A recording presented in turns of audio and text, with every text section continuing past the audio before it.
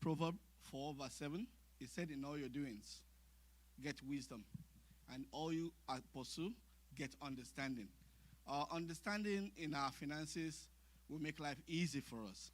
Many people are there out in the world having a problem, and just because they don't understand how to manage their finances. Don't worry, today we have a lot of package for us. We have Mr. Lincoln here. He has a 15 years experience in bookkeeping and finances and even taxes. And we have Mr. Robinson Akintade as well. He has 10 years in banking and insurance experience. So we are in for a full package today. One thing I want us to do today is let's sit back, relax, and be attentive. Because sometimes when they pass on the word to us, Bible says faith coming by hearing, and not only faith. It's application of things, knowledge and understanding coming by hearing, and hearing the word over and over again. So for us to be listening will make us not come here in vain today. Peradventure, in the course of this thing, we have coffee and we have a tea right at the back in case we want to help ourselves. And I believe we are in for a full blast today.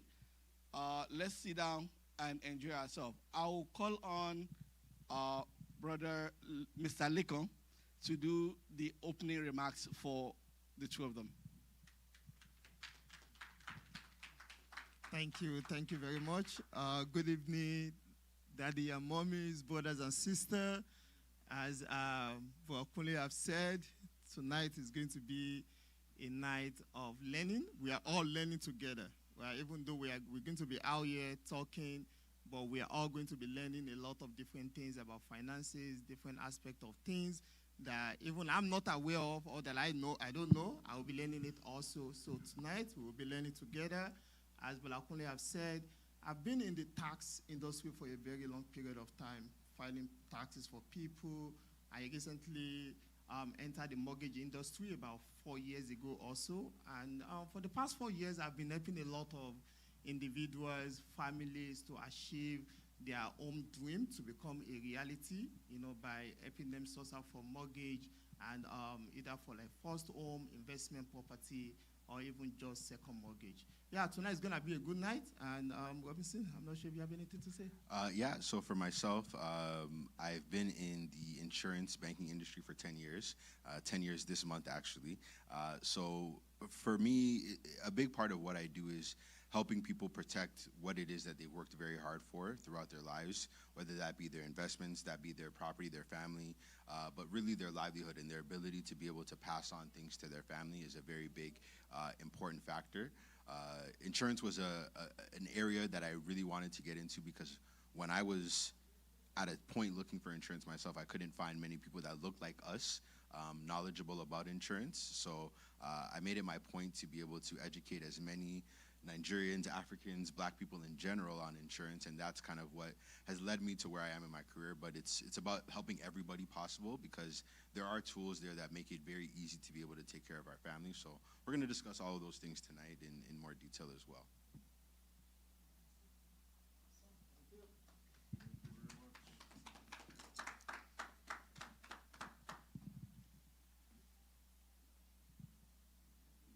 Yeah, we'll go to the presentation. Slideshow.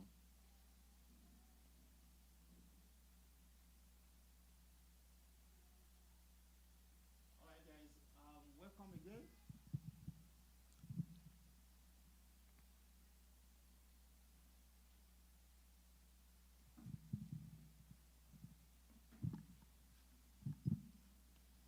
All right, guys, welcome again to the Christ Apostolic Church Finance Seminar. So today we'll be navigating how your finances, consider how your needs for you and your family. So the agenda for tonight will be basically talking about basic everyday finances. How do you track your spending? We will talk about financial priorities, taxes, bookkeeping, retirement for savings. We will talk about cultural reality check, income protection, final expenses, family protection, and after, we will have enough time to do a couple of questions and answer.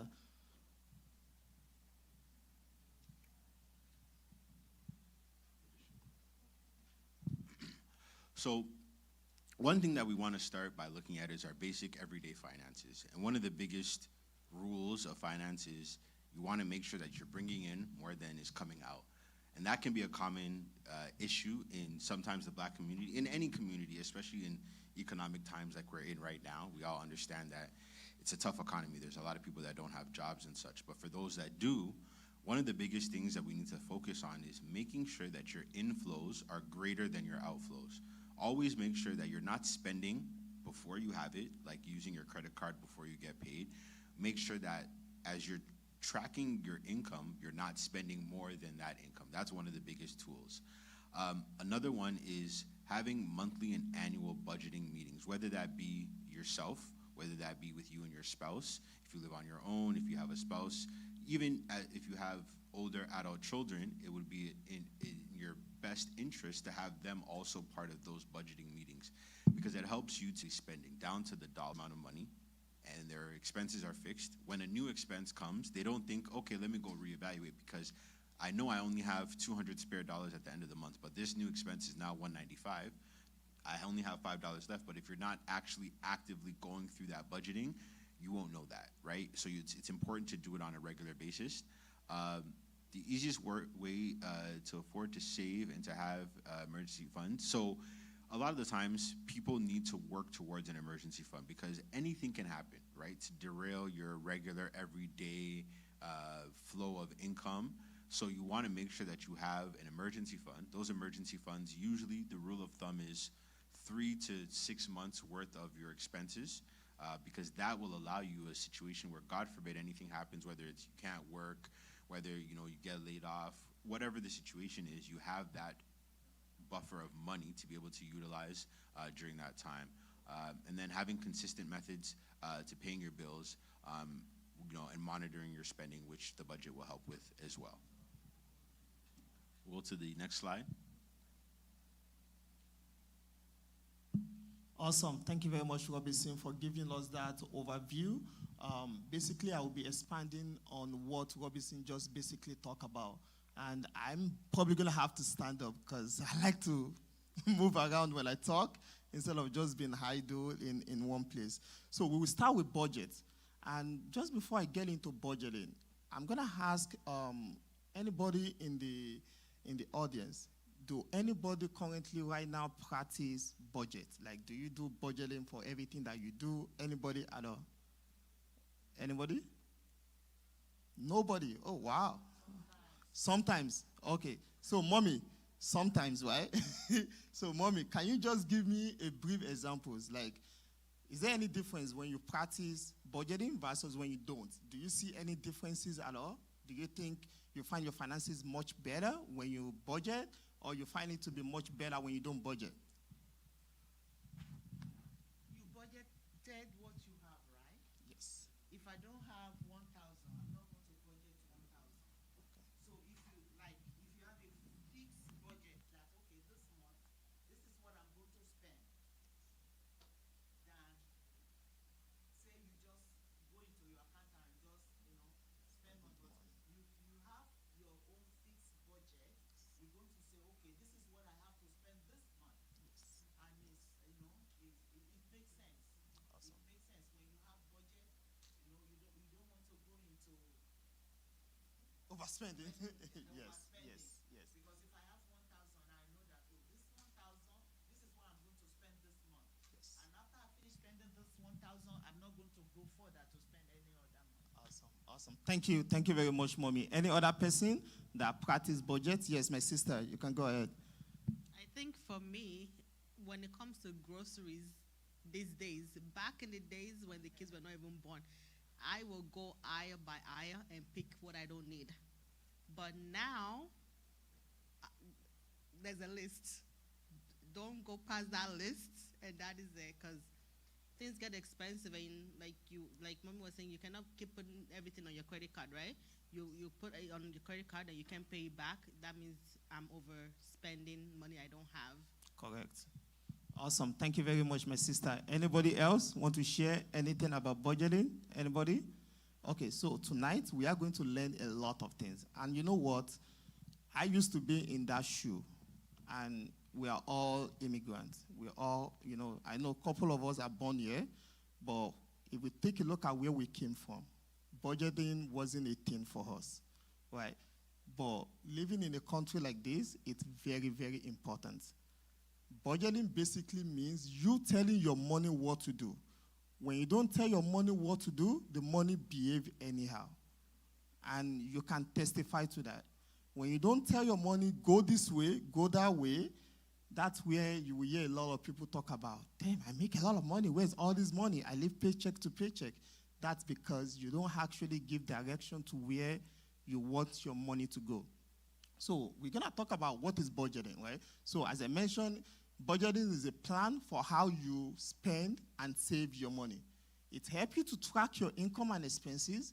It ensures that you don't overspend than what you earn, just as my mommy and my sister just shared, right?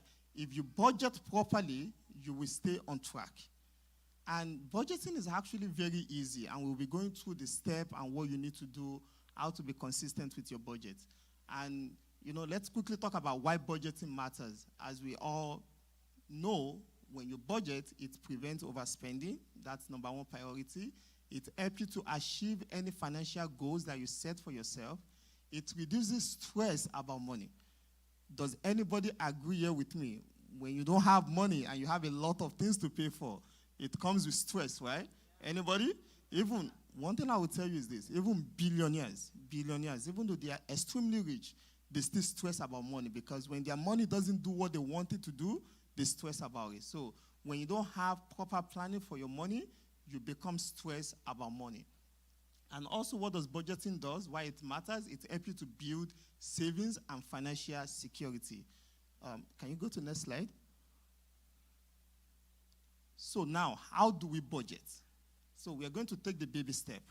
We don't need to go all in with creating a big Excel spreadsheet or having that fancy app on our phone, on our computer for you to do budgeting. We're going to keep it as simple as we can.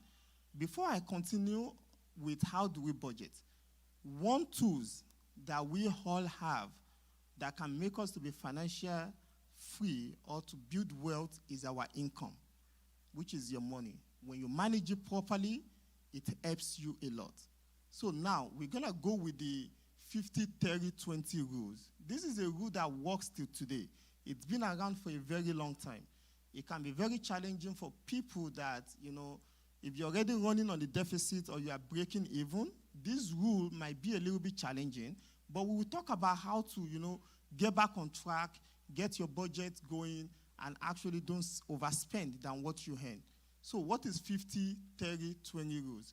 So the thumbs rule is this: 50% of your income should not be more than your basic priority. Does anybody know what is the basic priority that we as human beings, we all need? I know it's on the screen. Anybody can tell me? Shelter, yes. Food, thank you. Thank you, mommy. So number one is food. You need to take care of the belly to give you that energy, right? So number one basic necessity. Even if you don't have anything in the whole wide world, as long as you have food in your tummy, you're good to go. Number two is shelter. Now, you have food, you need to have a place, a roof over your head, right? So, and then number three is your utilities bills, right? You need to make sure your electric bill, Enbridge, hydro, water bill, all those things, you have to make sure they are being paid for. Because if not, we all live in a country that is cold. If you don't pay your hydro bill, you know what's going to happen.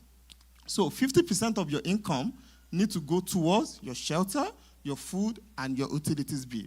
And 30% of your income need to be allocated to things like entertainment, hobbies. You know what? We work so hard for our money. We have to enjoy it.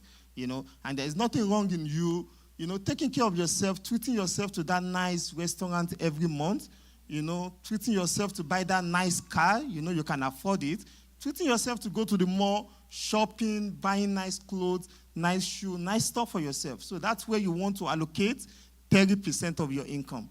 And then the remaining 20% of your income is going to go towards savings and getting out of debt. So if you're in debt, you actually want to prioritize the debt before savings, because it doesn't make sense for you to be saving and you're in debt. The rule is get out of debt, it open up cash flow for you, and then you can use that cash flow to actually save for the future, for retirement, or for any other purposes. So we've talked about the 50-30 rules, 50-30-20 rules. Now, how do we start budgeting?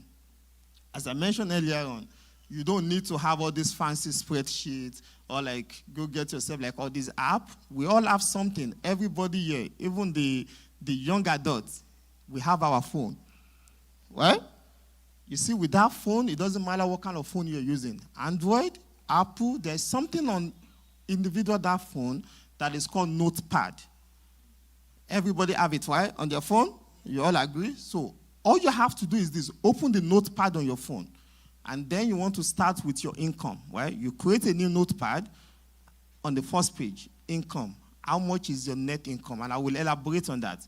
You don't start with your gross income, because a lot of people, they make mistake by budgeting on their gross income. What is your gross income? Gross income is, okay, you work 40 hours a week, $20 an hour, so that will give you about $800. That is your gross. But the employer, they will deduct taxes, CPP, EI. What we are talking about here, the income, is what they actually paid you, your take-home. That's what you want to put on the first line. Your take-home income, not your gross income. And then you're going to list all your expenses underneath that income. Your rent or your mortgage. How much you want to budget for food, depending on your family size for groceries. How much is your utilities bills, right?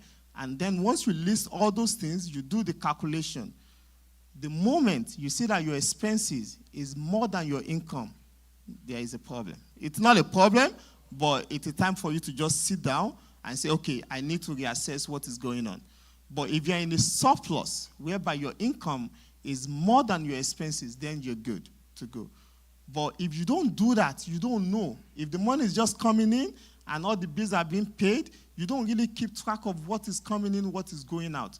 But by actually starting with your income, listing all your expenses, it will give you overall idea of what your financial situation is. So please, if you are not doing it, I will encourage us to start from there, because that will lead us to the next things we are going to be talking about. And then tips for success. When you are creating budgets, you have to be consistent with it. As mommy said, maybe it's often, right? I do it this month, I don't do it next month. With budgeting, you have to be consistent with it. If you're not, you will be all over the place. I do understand life do happen, and that is why you can always adjust your budget anytime. Try to review it on a weekly basis, on a monthly basis. If anything come up, adjust that budget. Instead of you doing maybe 50% of your rent, groceries, bills, maybe you have to move it to like 70%. And then you have to sacrifice your entertainment to maybe 10%, because that is what your situation require you to do. And also, when you are setting a budget, especially when you are setting that 20% for savings, you have to make sure you are setting a clear financial goals. Because sometimes we tend to say, you know what, I want to save $2,000 in 2 months. But you don't really have that cash flow to save that $2,000. You have to make your goal a clear one, that is it achievable? Can I actually do it? Based on my current situation, is it possible for me to do it or not? If you can try and do all this, you're actually in control. You will be in control of your money. You will know where your money is going, how much is coming in, and overall, you will be in a better financial situation. Can we go to the next slide? And we're going to continue with financial priority. Now, we've talked about budgeting. Now we know how much we are making, how much we need to pay for our expenses. But there are some people, they're actually in debt, right? This country, the system, the way they set it up, if you are not careful, you will be in debt. But can you get out of debt? 100%. I'm a living example of that. There was a time I know how much I was owing. Then I was like, I have to get rid of these things. So I start tackling it. I start doing everything I have to do to make sure I get out of debt. So with debt, the practice that I did before is the method they call snowball method. Snowball method literally means you list all your debts from small to biggest to largest. The reason why it's really good to list your debt from small to largest is this. It gives you a good momentum. So let's say you have 3 credit cards. Maybe one of them you owe $1,000. The second one you owe $5,000. The third one you owe $10,000. It can be very hard to keep up with the minimum payment and trying to pay them off. It can be tough. But when you list them, okay, $1,000, I'm going to pay all the minimum payments on all of them. Any extra cash you have in that month, throw it towards that 1,000. You pay it off as much as you can. But now, this is really good for people in a surplus on every month, on a monthly basis. But if you are in a deficit, whereby your expenses is actually more than your income, what do you do in this situation? Right? You cannot borrow money to pay off debt. You can't use debt to pay off debt. You are just rolling over interest. The reality is that somebody told me, they call me Ola. When that person called me, he told me, you can't borrow money to pay off this debt. You still owe you money. You have to sit tight and get out of this thing by getting another job. I don't care what you have to do. Is it that you get another income, you learn another set of skills, but that's how you can get out of debt. So if anybody is in the auditorium today and you are in debt, but you don't have surplus from your income, the easiest way for you to get out of it is to get additional income. If you have to pick up a second job, set a goal. I'm going to do this job for 3 months, 6 months, just to pay off this debt. And you have to be focused. You have to be determined about it. Paying off debt requires a lot of determination, and it also comes with selfishness. I understand we're all Africans. We have obligation back home. We have family to support. But when you're trying to build yourself up, you have to be a little bit selfish. If you are not determined and you're not selfish, it's really hard for you to get out of it. So getting out of debt requires a lot of determination, sacrifices. If you have to sacrifice a couple of hours of sleep for you to just learn another skills or just to do another job, just so that you can get out of debt, please, I will advise you, it's worth it along the way, having that financial freedom. Just imagine, you wake up in the morning, you are not paying any bills except for your rent or maybe your mortgage and to buy food. You don't have to worry about line of credit, credit card, car payments, anything. And you're just like, I don't feel like going to work today. And you open your account. Oh, I have 3 months worth of monthly expenses. As Robinson said, you can easily say, please, I'm calling in sick today. I can't come to work. It gives you that financial freedom when you actually have no debt. But you know what? We are in a system whereby they encourage debt. That's why they throw it in our face all the time. You go to the bank. Do you want this credit card? Oh, yes, I'll take it. And credit card is the biggest financial, the biggest vehicle that the financial industry they use to make money. Millions of debt in credit card, and we are all guilty of it. Every one of us, we have it, we use it. I will pay it back at the end of the month, and then something happens, you don't pay it, I'll pay the minimum payment. But, it happens. So getting out of debt requires a lot of determination. And, as I said, list all the debts, pay them small to largest. Once that small one is paid off, you feel that momentum, you move to the next one, you pay the minimum on everything, you put extra money on it and pay it off. And, it's really important to balance things up, right? So just because I want to get out of debt, I cannot ignore my monthly obligation, paying my rent, buying groceries in the house, paying my utilities bill. You have to take care of those ones first, and then whatever that is left, you put them towards the debt. Can we go to the next slide? Now, we've talked about budget, we've talked about how to get out of debt. So now let's talk about debt management and real estate leverage. People that do own real estate, they've leveraged a lot to get out of debt, to build wealth, and it's a system that works, right? For a lot of people that own a property, they've refinanced on they've refinanced on that property to do debt consolidation, so you give them the room to save a lot of money. So you always want to carry as little debt as you can. So let's say now, you were able to pay off all your debt, please manage the debt. Just because you don't have any debt anymore doesn't mean, okay, I'm going to go get myself into another debt. No. And trust me, the peace of mind that comes with being debt-free, it's priceless. It's absolutely priceless. So when you're out of debt, you want to make sure that you don't get into as much debt as you need to anymore, because when you are not in so much debt, you can leverage it against other things. Let's say you want to buy a house. Apart from the mortgage financial institution, they look at your income to qualify you for a house. They also look at your overall debt. If your overall debt is high, it actually reduces how much they will approve you for mortgage.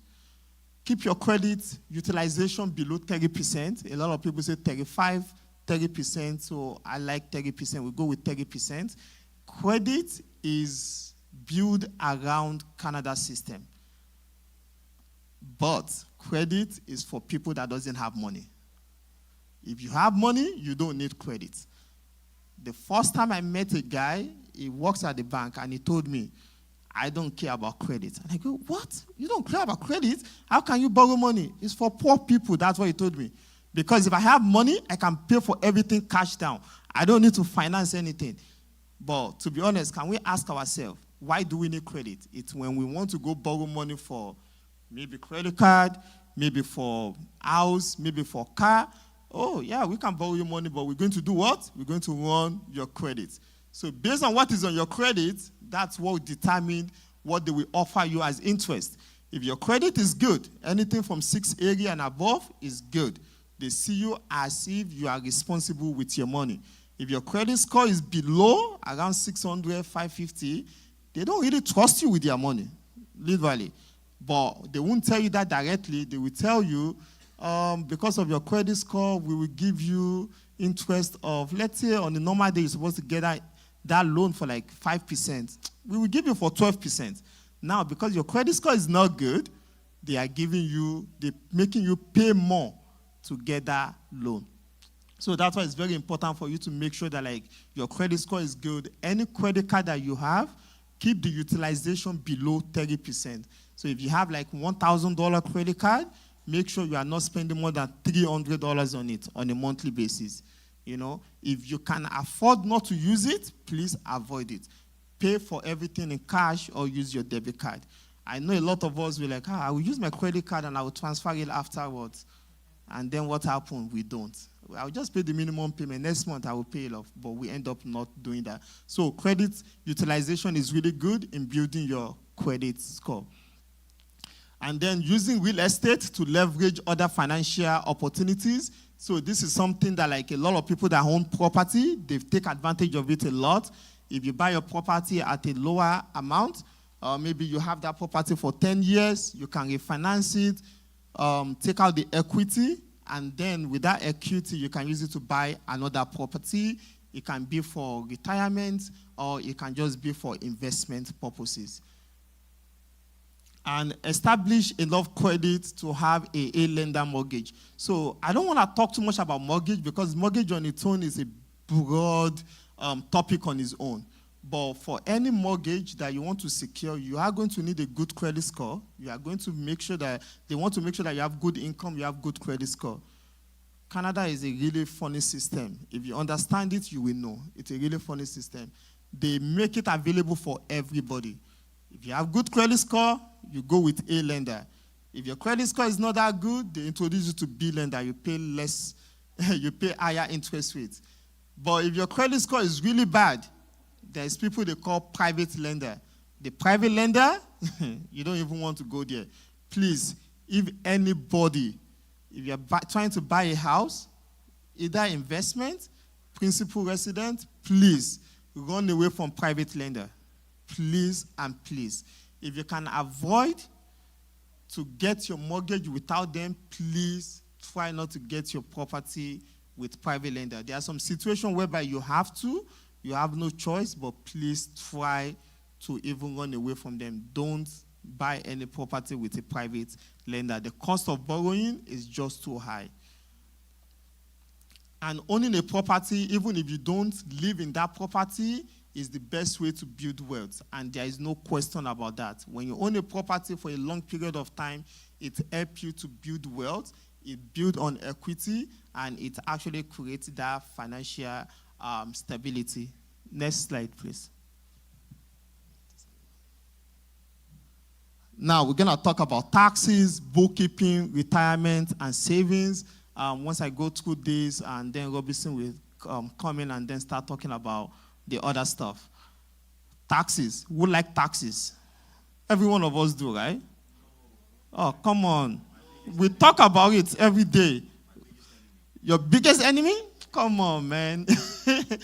We love taxes. Do you know the reason why we love taxes? Because we talk about it all the time, right? Damn, tax again? Not because we love it, but because we have no... Thank you. We have no choice, right? Especially for us coming from Africa, right? So we don't pay taxes. Even though now they pay taxes now, but not as much as what we pay in Canada. And Canada is actually one of the highest countries with the highest tax, right? And, you know, you've been taxed on what is already taxed. And it takes me years to understand this. Even though when I start filing tax return for people, I'll be like, damn, this person make $300,000, but $150,000 go to taxes? That is two people or two family income right there. And then the $150,000 that he or she took home, he pay additional taxes on it. You know one thing? A lot of people are like, we don't pay taxes on our rent, on our mortgage. What if I tell you, indirectly, we pay taxes on them? Do you guys believe it? Thank you, Mommy. You see, when you rent, especially from a condominium or high-rising, it's owned by a corporation. When you pay them the rent, at the end of the year, they remove all their own expenses. What is left, they pay taxes on it. They've already indirectly taxed you on your rent. Same thing as the financial institution. When they give you the mortgage, yes, you are paying interest, but whatever they make, the government tax them. Indirectly, the bank has already taxed you in that rate, even though it's interest rate you are paying. When somebody told me this, I was like, damn. I sat down and I'm like, damn, that's true.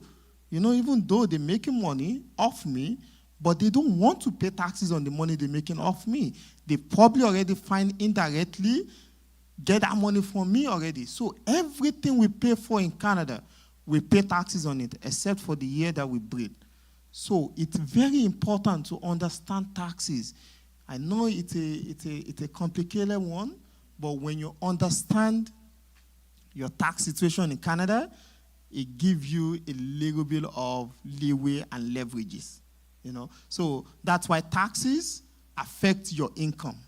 If you understand it, it will allow you to take more home compared to you just giving to the government.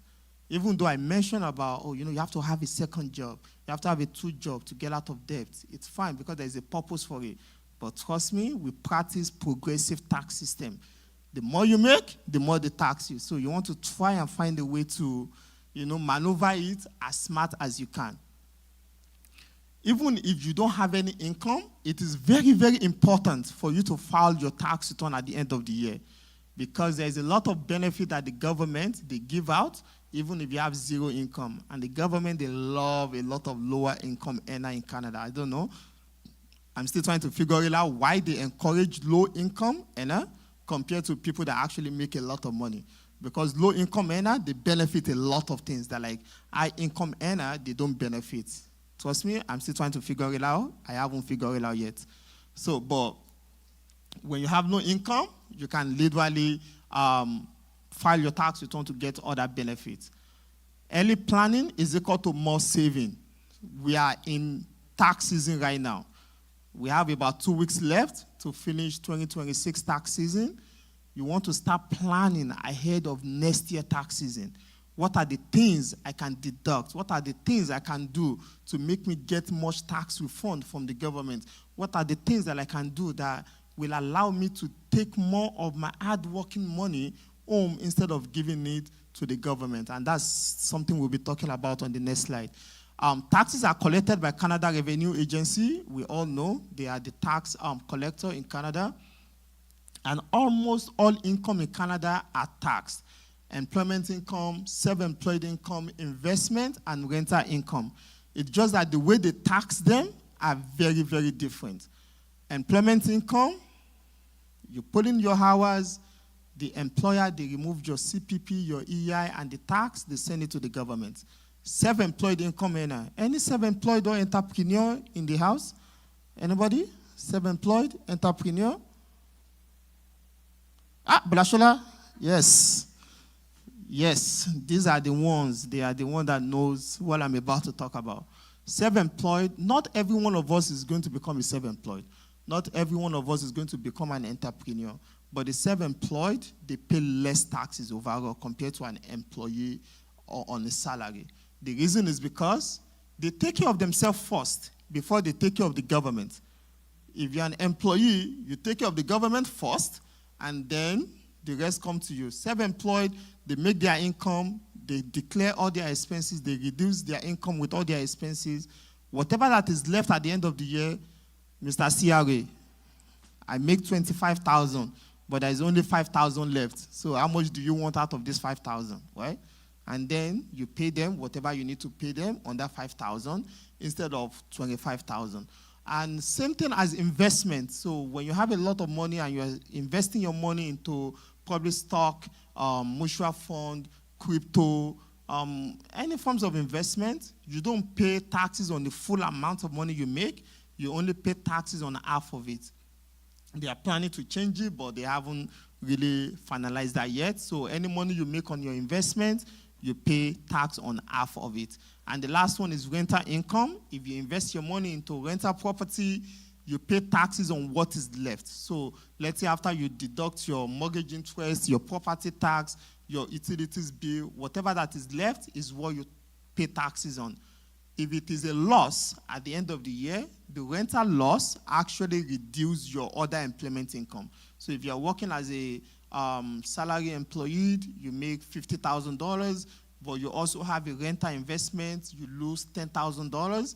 Instead of you paying taxes on $50,000, now you pay taxes on $40,000. So you still pay taxes, but at least you're being taxed in a different way.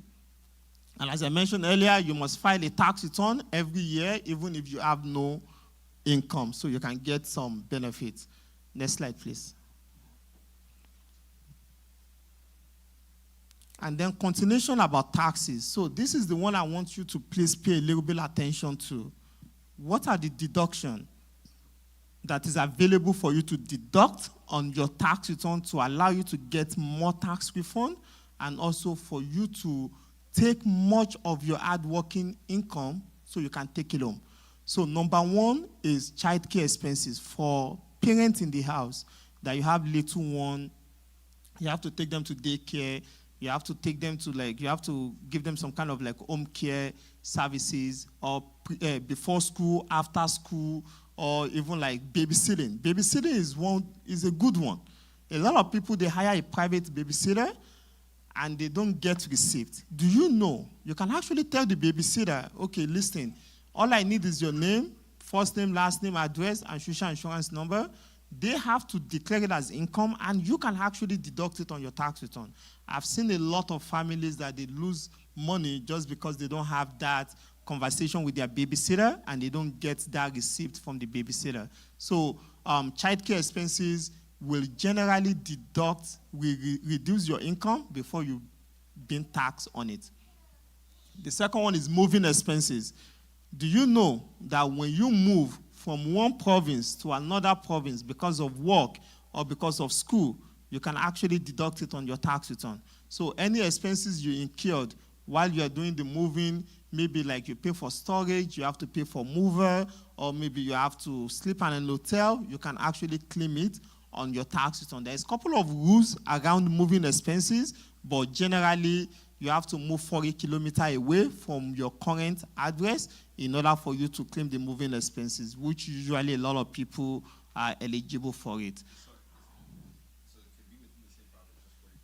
Yes. So let's say, for example, I get a new job in Mississauga. I live in Guelph. Guelph to Mississauga is more than 40 kilometers.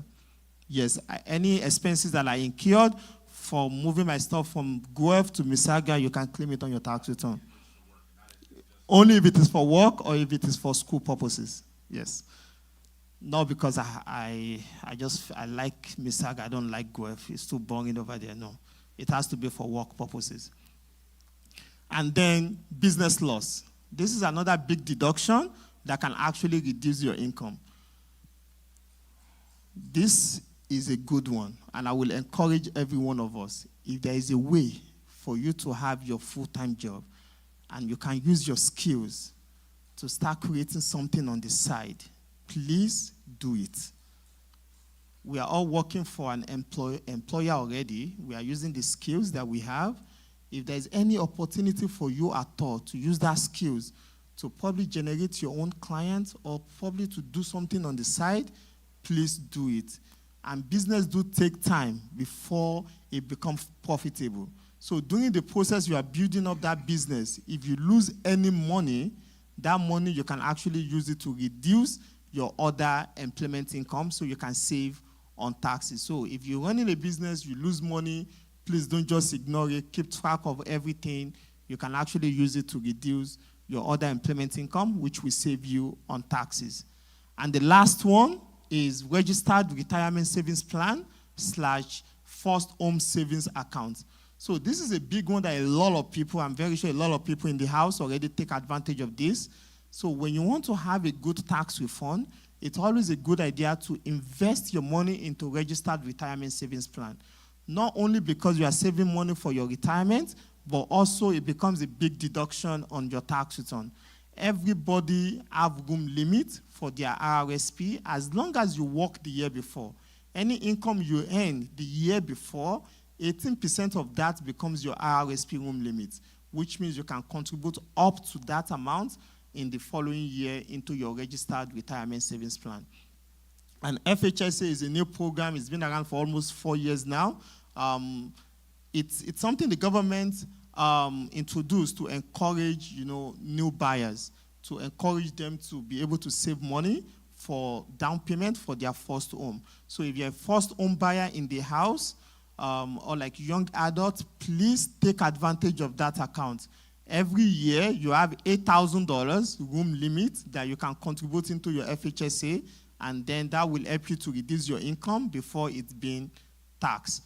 And then there's other tax savings credits that you can claim on your tax return that will reduce the amount of taxes you need to pay.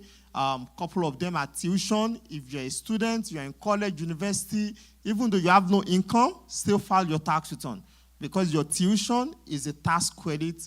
When you are ready to make income or when you start making income, you can actually claim your tuition to reduce the amount of taxes you need to pay. Medical expenses.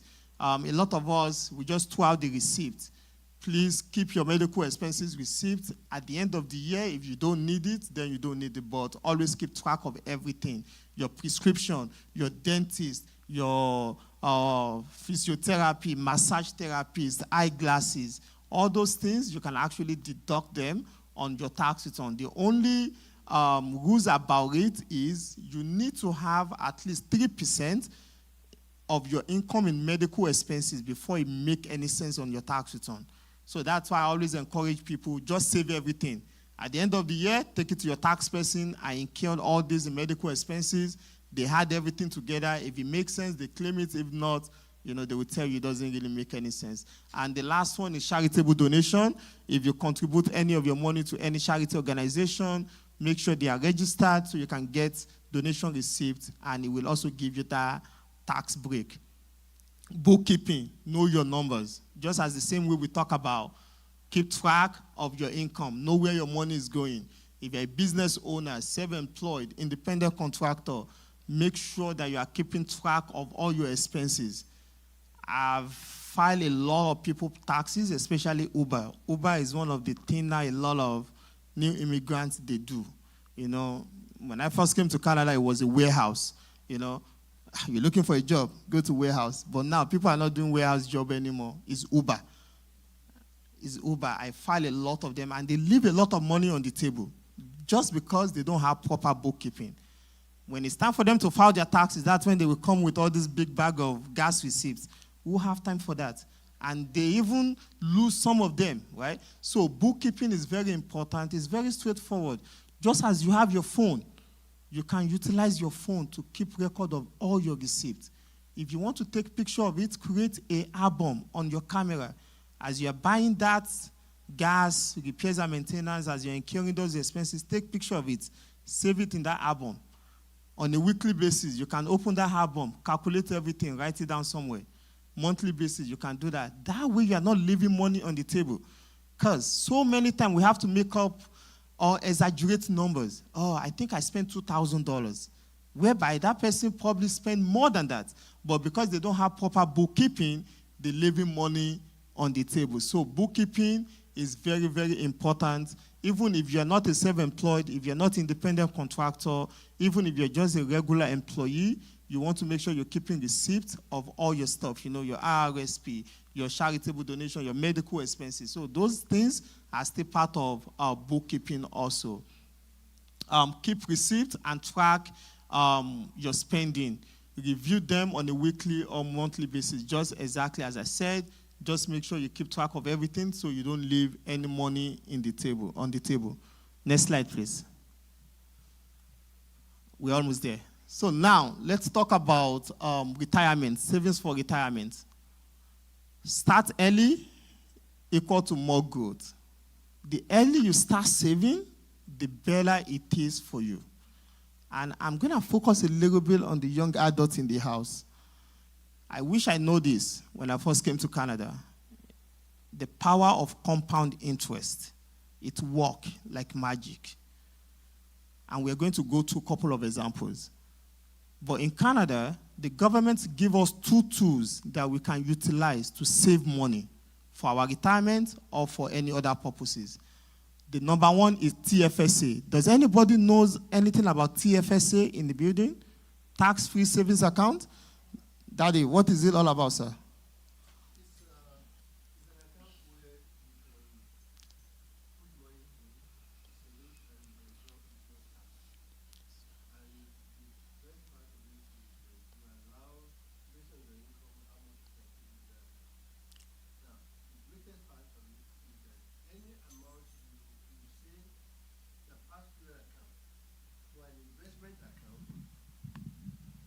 Any money you made on that investment is no tax. So a lot of people don't know, or maybe because there's not enough money, but it's a good thing to have. If you can do that, it's better. Some people, they invest in stocks. If you make money in stocks, they will charge you in taxes on it. But with tax, if you pass it through there, the money is not taxed. Thank you. Thank you very much, Daddy. And that is exactly the way the TFSA work. As we all sit down here, as long as you've been in Canada for more than, I'll probably say 2 years, you already have TFSA room limit sitting down somewhere. How do you find out what your room limit is? Log in into your CRA account and you will see it there. But if you've been in Canada for 10 years, 10 years plus, and you have not utilized that TFSA, you probably have a lot of room limits sitting down there for you. Please utilize it. Let it be your first point of savings. Because any money, as Daddy said, any money you make at all in that account, you're paying zero taxes on it. You're not paying any taxes at all. So a lot of people, myself, I do direct investing with my TFSA account. I buy individual stocks, ETF, mutual funds, and any money I make on it is literally just there. I don't have to put it on my tax return. I don't have to declare it to the government. The only time that the government will come after me for my TFSA is when I over-contribute more than my room limit. So please, the room limit is also very important. Know what your room limit is. Don't over-contribute, and then you're good to go. Every year, we get $7,000 room limit. Everybody. As long as you are over the age of 19 years old, you get $7,000 room limit.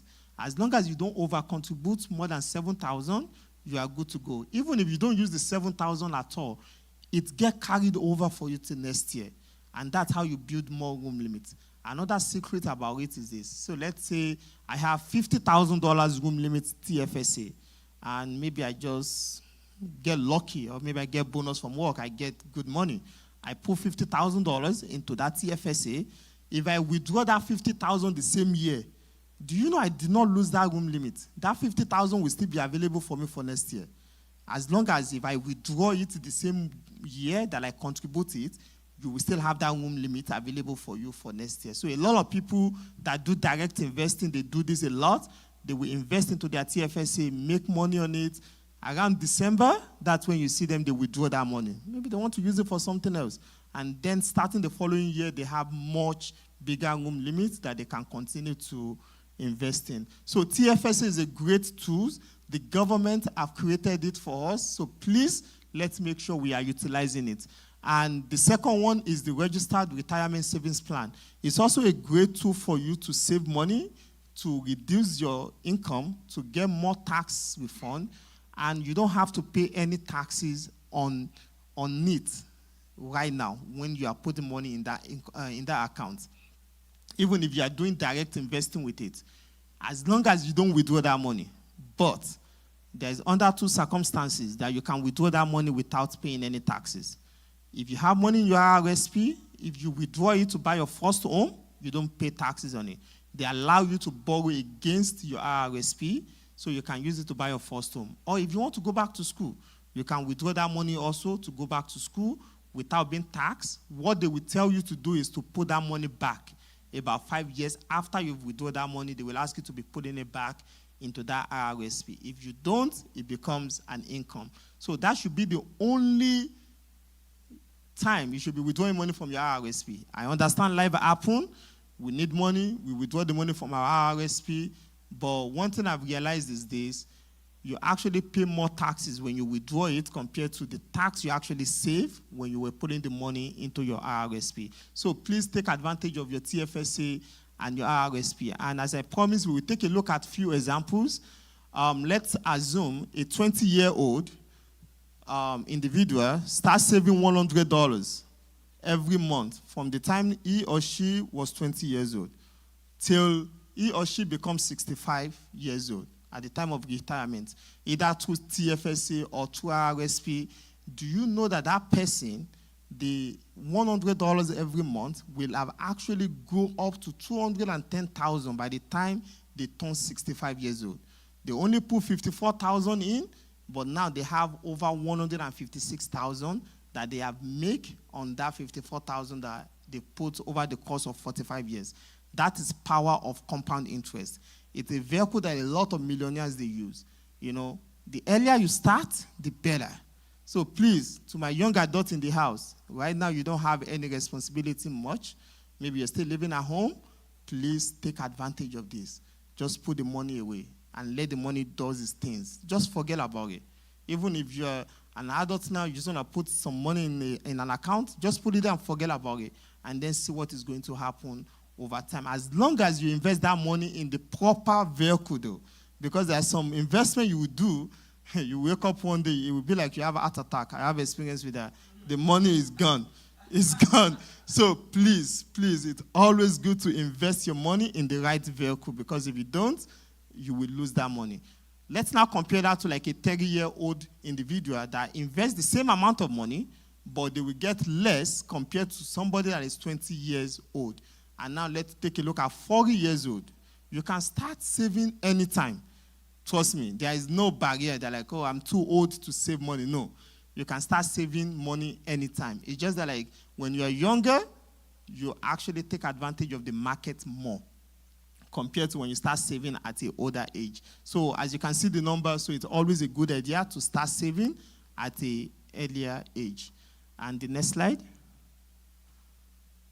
And I believe this is the last slide, and then I'm going to pass it on to Robinson. So we've talked about budgeting. We've talked about getting out of debt. We talk about saving money. Now let's talk about our old age, right? So let's assume, you did everything you could. You couldn't put money away for retirement, and then you retire. There is no more income. Don't worry. The government will still give us something when it comes to retirement. So there's three income that you can get from Canada Revenue or from the government of Canada when you retire. The first one is Canada Pension Plan. So this is money you actually contribute while you are working. So if everybody knows, if you take a look at your pay stub, right, you will see CPP, EI, provincial taxes, federal taxes. So the CPP is money they are deducting on your income while you are working. So when you turn age 60 and you decide to retire, they will start paying you something as a source of income. So that is CPP. You can start as early as age 60, but when you retire at the age of 60, when you start collecting it, you get less compared to when you start collecting it at the age of 65.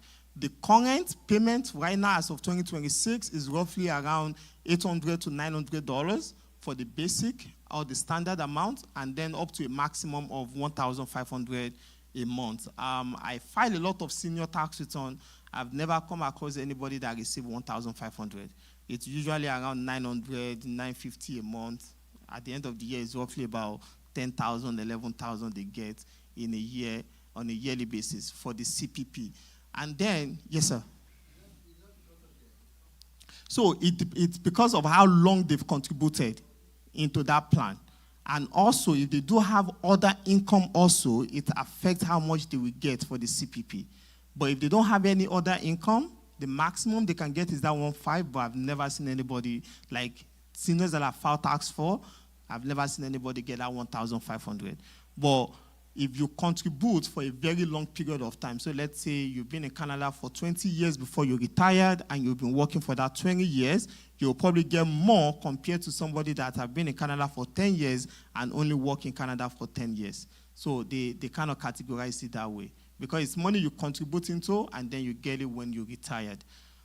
And the second one that you also get from the government is something we call the Old Age Security, OAS.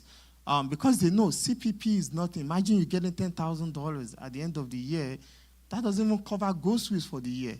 So old age security is also there. The government will give you money when you're retired. And for you to be eligible for that, you have to be age 65 years old. And number two, you have to have lived in Canada for more than 10 years for you to be eligible. The moment you turn 18, you have to be more than 10. You have to have lived in Canada for more than 10 years for you to be eligible for the old age security. And the current payments right now from age 65 to 74, they get roughly about $743. And from age 75 to 75 and above, they get roughly about $817 every month. And if you don't have any other income, you don't have RRSP, pension, none of that, the government will give you a supplement, and which is called Guarantee Income Supplement. So this is for them just to, as I said earlier, they like low-income earner. They tend to give more to low-income earner. So if you don't have any income when you're retired, you will also be eligible for the OAS. And right now, they're giving roughly around $1,100 a month for the maximum OAS benefit. And so overall, so let's say you're retired, you don't have any pension, no RRSP, nothing saved up, you will still be getting roughly about $2,600 from the government. The question is this: is that enough? It's not, right? Which is going to lead us to our next topic, and Robinson will be taking over. Thank you. You have a question?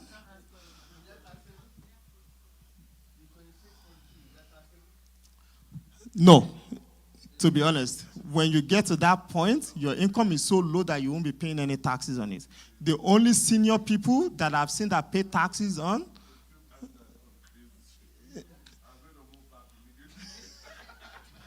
So usually when your income for 2025, if your income is below 16,000, you don't pay any taxes.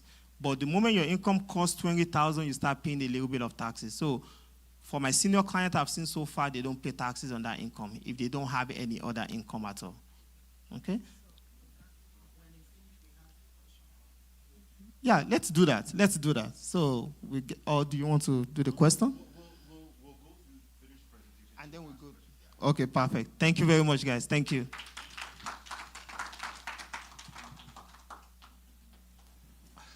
Okay, so thank you very much, Lekon, for all of that valuable information. I think one of the things that for us is the reality check of it all is some of us are in a good position, some of us are not in the greatest position, but how do we get there? One thing that with us and our community is very strong. We have a very strong sense of community. If something happens to somebody, we will rally around each other. However, that has caused us to use a crutch when it comes to our own savings and investment.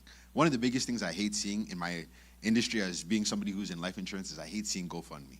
I hate seeing when people, something happens to somebody, they pass away, and then their families are running around looking for money from the community because they failed to plan themselves. So it's one of those things that the reality check is we need to be able to do the things that other people are doing to make sure that they are also being able to get ahead, like planning ahead, right? Because it's not the matter of if somebody will go and leave this earth, it's when, right? We don't want that time to be anytime soon, but we have to prepare for when that does happen. So protecting your income, protecting your loved ones, protecting your family are all things that are very important when we look at the overall grand scheme of saving, investing, taking care of our family. Because to everything Lincoln had mentioned, we want a house, we want the money to be able to pay for our mortgage, our rent, our food, and all those things. But who is it for? It's not, half the time, it's not just for us, it's for our family as well. So we have to factor them into what happens if I'm not here? What happens if my money is not here? How are they taken care of? So those are the things that we want to be able to have a better understanding of as well. We have, using different tools, financial tools, insurance tools, the ability to change our entire family, but it's about planning accordingly. So we'll go to the next slide.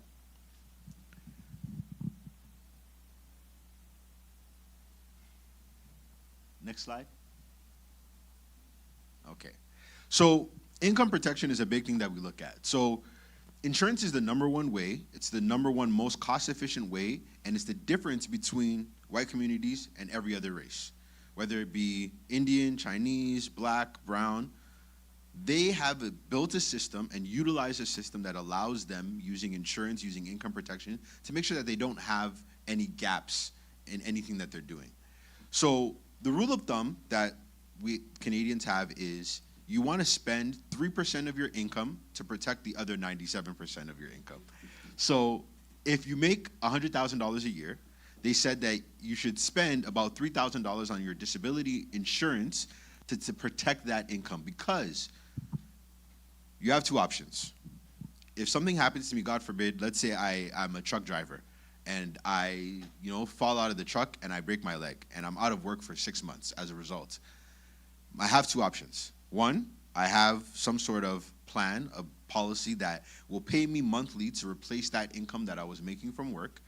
Or I don't have that, and now what I'm going to have to do is go into my savings, go into my investments to be able to take care of those monthly bills, when I could have paid a very small fraction of what I earn on a monthly basis to protect the rest.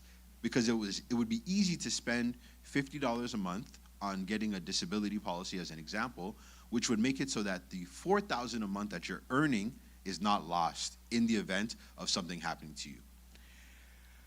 Most employees or most employers will offer you a disability plan. Now, does anybody know from their employer, if something happens to you, what percentage of your income they will replace if you can't go to work? Does anybody know from their own employer? Okay. So every employer is going to be very different. Some people will cover 100% of your salary for 3 months, and then after that, maybe they'll cover 60%. Some employers will cover 100% of your salary for 1 month, and then after that, they give you a flat fee of $2,000 a month.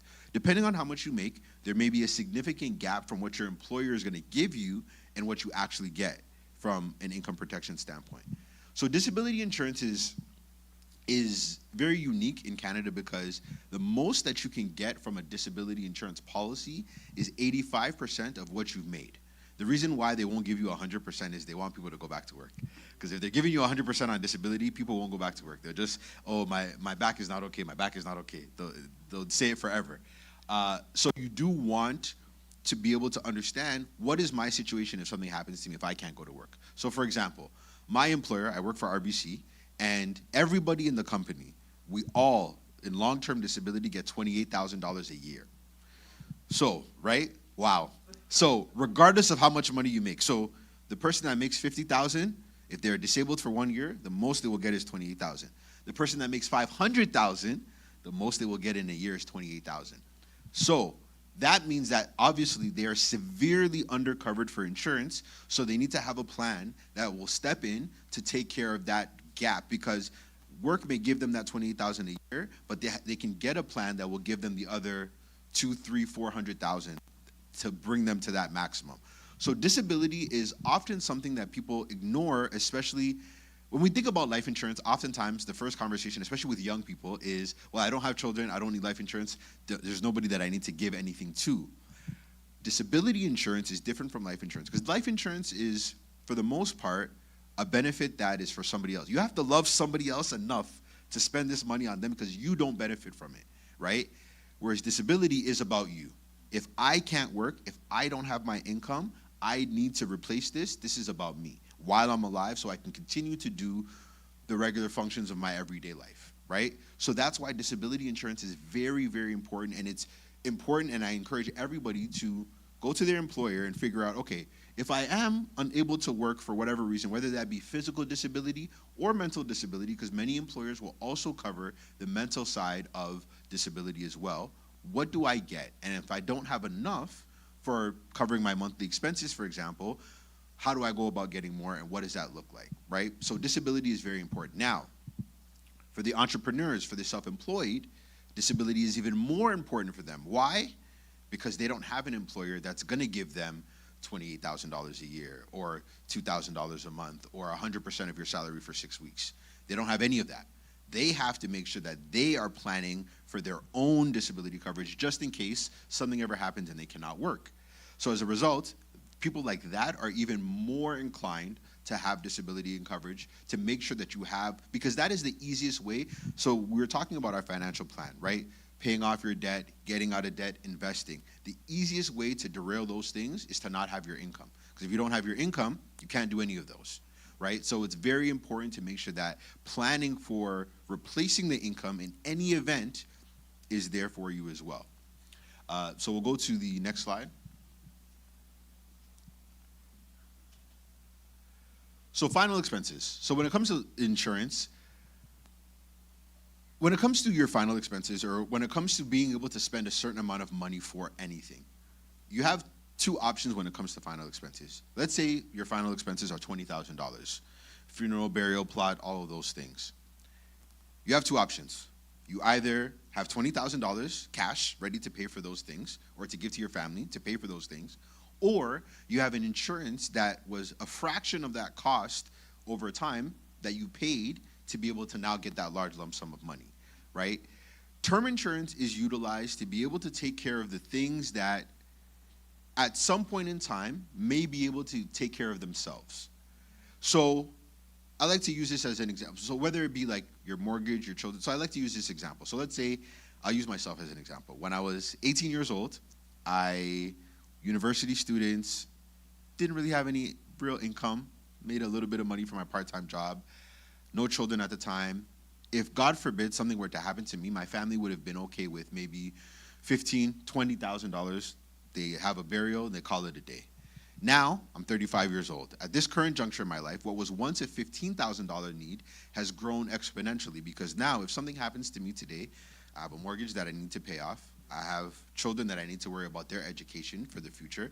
I have a wife who will need to continue to spend money either way, that I will need to support. And I have these things that all require my money and my time, my attention. Easily my life insurance need now is $1 million to take care of all of those things. So what once was $15,000 is now $1 million need. But things will again continue to change. Now, between the ages of 35 to 55 is when most people are at their highest insurance needing age, because that's the age in which they're growing their assets, they're growing their family, all of these different things are happening. But now let's fast forward to, let's say I'm 64 years old and I'm a month away or a couple months away from retirement, and you know I've made it to that point. In a situation like that, my insurance need is now changed, because the education that I was looking to take care of for my children, they've already gone and passed their education, we thank God. The mortgage that I was looking to pay off for my family, God willing, is now paid off and I'm mortgage free. The income that I was looking to replace, we've already planned for retirement because now I'm 64 years old. So I'm already almost at that point to no longer require that income on a regular basis. So as a result, because of these things, my insurance need, which was once 1 million when I was 35, has now shrunk again to maybe 100,000, 200,000, which would be used for final expenses, having a funeral, passing a little bit of money to the family, because now the goal is and the hope is that by this 64, I've owned property, I have extra assets, I have all of these other things that I can give to my family. Whereas if something happened to me today, I don't have all of those things accumulated yet, so I would have to find the most cost-efficient way to give them $1 million, which would be to use insurance. Because if I get an insurance policy today, and I'm paying $150 a month, let's say, on this policy, God forbid something happens to my enemy next week, they're going to pay that $1 million to the family, even though you only paid $150 in premium. That's how it works. Even if you make it to the end of your term period, you will not pay anywhere close to the amount that you actually would be receiving. So it's important to understand those things. Now, there is a saying in insurance, which is, people never want it until they can't get it. And when we say that, it's because health is a very big, important factor when it comes to insurance. The younger you are, the cheaper your insurance will be, because there are less health factors, there are less risk factors, there are less things that you can possibly be doing to now make yourself high risk, right? But the older you get, every single year that you get older, it costs more to be able to maintain insurance and to be able to get insurance. So it's very important that you understand why you're getting it and get it when you're young, because people oftentimes will avoid the conversation simply because they think that it costs too much. So just by a show of hands, or just randomly, if I was to tell you right now that a 40-year-old male was going to get $500,000 of insurance for 20 years, how much would you think that would cost on a monthly basis? Anybody? 200, 300. Everybody is wrong. Everybody is wrong. That premium would only be about $140, maybe even less, to be honest, for that person. Term, right? Now, that premium would be fixed for the entire duration of that term. But to my earlier example, in somebody who's that 35-year-old, they need a term policy. They don't need a permanent policy, because your liability is largest during that 20, 30-year period in which your needs are high. But eventually, if I outlive those high needs, if I make it to my ripe age of 80, 90, no, God forbid anybody needs $100,000 from me at that point. Nobody should need any of my money. They should be, in fact, taking care of me at that point. But you want to make sure that while you are still in the position to take care of other people, you have the ability to do so. Insurance should not make you go broke. If you have an insurance policy, it shouldn't be something that is such a large monthly expense that if something happened and your bills got tight, that you will cancel your policy. That's not what you want. You want something that's affordable but achieves the goal of just in case. Just like any insurance, just like auto insurance, just like home insurance, you're paying for the peace of mind of just in case. Just in case something happens, I know that I'm not leaving my family stranded. Just in case something happens, I know that I can protect my income. So the cost of just in case should not be too large. That's why term insurance is very reasonable for that cost. Now, people often will also utilize insurance a conversation that we have oftentimes when I'm speaking to Nigerians, Jamaicans, old school immigrants in general, is, well, my parents struggled, they figured it out. I struggled, I figured it out. My kids, they'll be okay. I don't need to have life insurance for them. They will bury me with the money, and they'll find a way. That sentence, "they will find a way," is one of the things I hate hearing the most, because a lot of the things that people are going to have to take care of when it comes to insurance are their own debts, their own things that they had when they were alive. Why is it your children's responsibility to take care of the things that you enjoyed while you were alive, right? Now, in the same breath, insurance is one of those things that it's a strategy to give you the ability to have family planning as well and talk to your family about what does this final expense look like. Because some people, they don't have these conversations with their parents, but their parents already have a burial plot somewhere. They already have a plan somewhere. So it's important to have these conversations with your family when it comes to final expenses so that we can plan accordingly. Next slide, please. So family protection. If you have the ability to get insurance for your children, it's a wise thing to do. And this is for the parent, obviously the parents in the room, because there are types of policies, permanent policies that you can get for your children, but they are not just for final expenses and death expenses. Those policies that you can get for children also have a living benefit, which gives your children the ability to have an investment that's growing as their insurance policy is growing. And the good thing about it is permanent. So even when you stop paying for that policy after a certain point, the children will continue to have that coverage. So if something happens to them, their children will benefit, but they will also have a portion that they can utilize while they're alive in the form of an actual tax-deferred investment. For the older people in the room who have avoided that insurance conversation for many years because they think that it's going to be too expensive, sometimes, yes, when I do sit down with people who are in their later 50s, 60s, insurance can be expensive, and it's a tough conversation to have. But I encourage people to have that conversation with their children, because if something happens to you, who's going to pay for it? Your children are likely going to be the ones to have to figure out how to take care of your funeral expenses. So have that conversation with your children, because it's either you guys help me pay for this $200 a month insurance, or I have no insurance. So if you guys help me pay, you guys are saving yourselves from having to, when the funeral happens, go looking and borrowing and taking out money from your home and your mortgage and all of these things, right? To avoid those things, it's simple, especially if there's multiple of you. Okay, let's say it's $200 a month. There's 4 children. Each person is sending one person $50 a month. They pay for the life insurance, because eventually it's going to alleviate you guys at the time where you're going to be the most stressed. Nobody wants to have to worry about finances after mourning as well. So these are the things that we always want to take advantage of. For the breadwinning children of those taking care of their families, it's very important that they very much have insurance, especially if you're, let's say, an immigrant in Canada, you're supporting your family back home. It's very important that you have insurance, because if something happens to you, it's not just yourself, it's not just your immediate family, but it's your family back home that relies on you, and they need to know that there's a plan in place if something was to happen to you.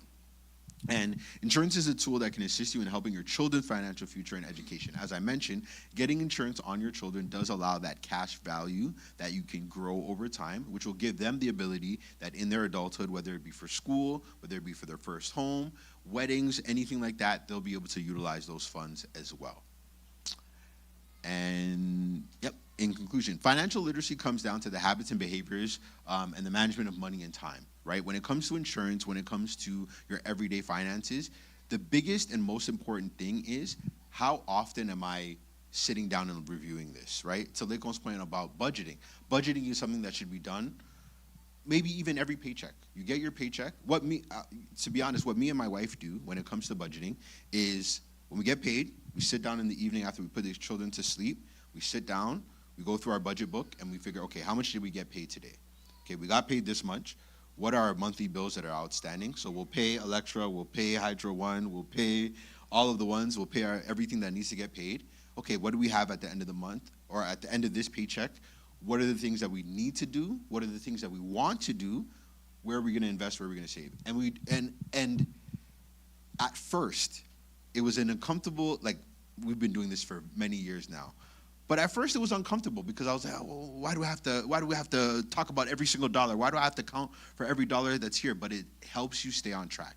It helps you stay on top of things. So things like budgeting should be done regularly. Things like insurance reviews should be done once a year at least, right? Whether that's because, there's a change in the family, there's more children added, right? You want to change your beneficiaries. You want to make sure that everybody has their fair share of whatever is going to happen. Let's say it's a situation that you move, right? You want to make sure that all your information, your mail, moves with you. So these are things that we want to make sure, as our financial checklists of sorts, that we take care of regularly. Being financially free and comfortable is the first step in building real generational wealth.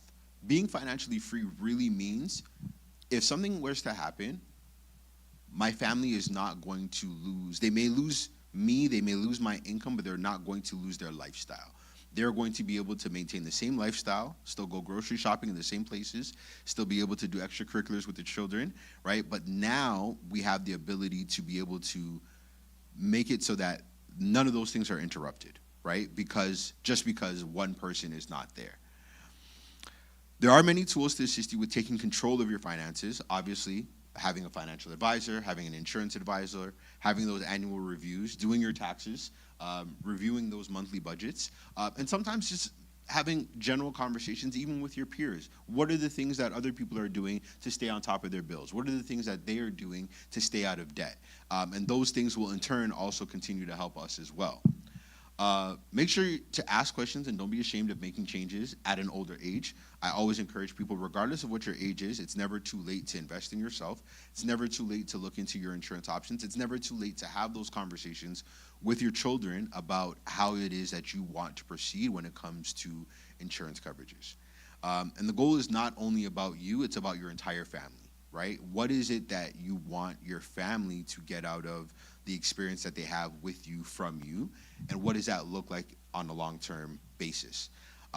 And I guess one of the final things that I want to say about insurance is, one of the things that I've learned in my time is that if you fail to plan, you're planning to fail, right? And that's one of the biggest quotes that I've ever heard in my life, and it's very true, right? If you do not plan, if you fail to take care of the little things, then you'll end up, if you don't take care of the little issues, they become big problems.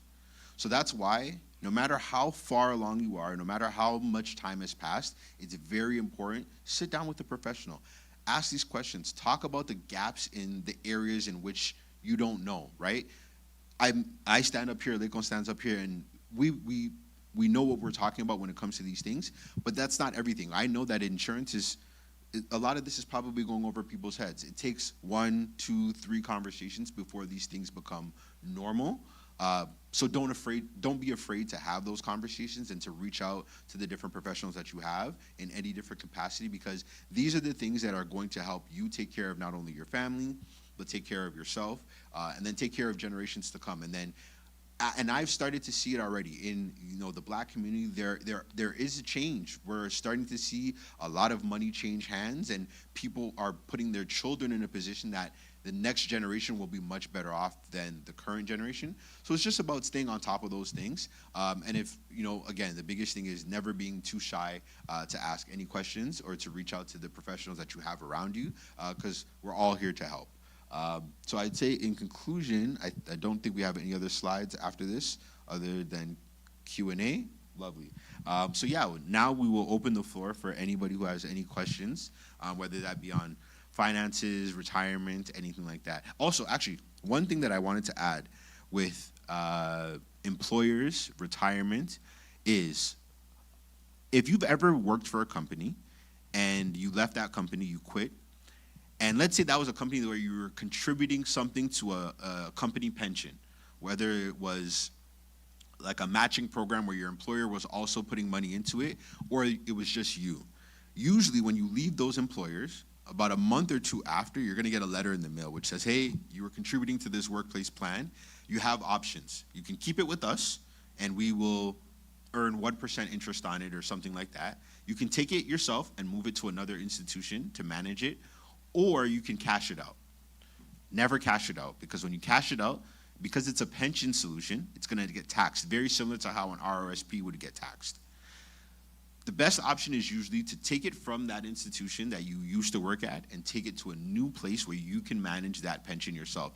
A lot of people who have left previous jobs have money sitting with those employers. So if any of this sounds familiar, go call that previous employer, because your money is still there. Go call them and have a conversation about that and how you want to manage it as well. So that was something I just didn't want to forget to say. And you know what, Robinson, I will also add to that, because a lot of time when you are looking for your new job, or maybe you are changing careers or you are looking for a new job, please, employer portion of pension is very, very important. Look beyond, oh, they pay me $50 an hour, they pay me good benefits. Ask the question, do you have retirement plan for me. Because a lot of time I've seen senior clients, they work for a company for 20 years, 30 years. And when they stop working, that's it. They don't have any retirement for them, nothing. And then this now go back to them relying on either they've contributed to their RRSP or they just have to receive the CPP and OAS from the government. So please, as you are searching for that job, ask that question. Do you have retirement plan available for your employees? And a lot of time they do, but they want you to contribute. Maybe they want you to do 2% and then they match. But if you don't contribute, they don't give you anything. So please make sure you're asking that question and make sure you're taking advantage of it because it's free money. Please don't leave it on the table.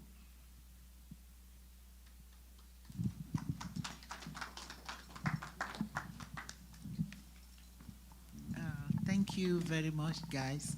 God bless you. I have a question for the newcomers. I'm one of them too. So if you are a newcomer into this country and you are working as under the table, what advice do you have for those people? Like under the table, you know, there's no record, nothing. That's one question. The thing that's difficult with working under the table is there's no record of it. So there's no tax benefit. Now, there's good and bad. One, yes, you don't have to pay tax. So that's the biggest benefit. You don't have to pay tax, but you don't get the benefits that paying or earning income on the books will also get you. The negative part is, yes, you're not paying tax, but you're also not contributing to CPP, so you're not getting CPP. You're not contributing to EI, so you're not getting EI. So if something was to happen, you don't get some of those protections that working, you know, a legitimate job would benefit you. So for people who are working under the table, the goal should always be to get out of under the table eventually, right, to be able to benefit from those tax benefits and things like that as well. And also, I'll just add to that, it's very stressful, right? Because if you're working under the table, it's very stressful to actually declare that income. Let's say you want to use it to buy something. The bank can question you, where do you get all this money from, right? So you have to start hiding that money, find a way to hide it one way or the other. As Robinson said, get out of it as soon as you can, get a job, you know, and then to make life a bit easier. Well, the other thing I want to say to that is, if you are working under the table, make sure you protect yourself. Get insurance. In case something happens, at least there's no GoFundMe, right? So get insurance. They won't ask you where you're working if you're paying insurance. Nope. You want to buy insurance, you as can long buy as they insurance. get their money. Nobody's going to ask you how much income you're making. So at least you are getting protected. Then in case of anything that we don't expect to happen while working under the table. But the key thing is there's a whole lot of things in life that you'll be missing out on if you're working under the table. So it might work because of situation, but once the situation improves, you need to get out of that situation. Because this country is designed in a way that you earn, you'll be able to get more. You'll be able to discover more, and you'll be able to climb the ladder higher. But if you are under the table, what does that mean? You look at it the way we describe it. There's a ceiling already on top of your head. So when you create a ceiling on your head, you can achieve more. So, but just to protect yourself, please get insurance. Just in injunction. Also, the other thing I was going to say to that point is if you have a full-time job and then you're working under the table, now that is different. Because you have your CPP, you have your contributions, you have your EI. This is just, okay, I need extra to be able to, that's different. That is just like working a side job like Lekon had mentioned. So that's not as bad, even though that's not something you want to rely on and do long term, but you have to have something that is on the books. In this Canada, because you can't buy a house with under the table money, you can't get a loan with under the table income, so you have to You have to have a record. As mommy said, you never can tell, but you will have to go through that private lender route. Exactly. And then you literally pay more than what you were supposed to be Exactly. paying. Thank you very much. Our guest instructors or guest speakers. I have three things to say, maybe two questions and one clarification. For TFSA, you never pay tax. You don't pay tax, whether you collect back end or not. But for RRSP, when you withdraw, you pay tax. Yes. Okay. Then number two, this one is an extreme question. You know, I've come across it on the internet that when pets die and the owners cannot take care of them, the government can come around and do something about the pet. But when human beings die and there is no insurance and nobody is turning up, what happens? That's why I'm saying I'm asking an extreme question. Then number three, sorry sir, number three and the last. I'm picking from under the table worker that has insurance. I want to know how the system allows that. Yes, that kind of insurance. So, Is it, will the person not be vetted? Will they not want to assure that the person will be able to pay their premium as a when due? Is it under the counter insurance again?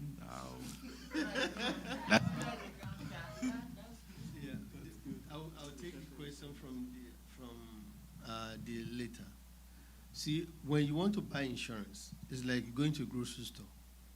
You have your money in your hand, you want to buy the item. Nobody's going to ask you, where do you get the money from to buy the item? That's the way insurance works.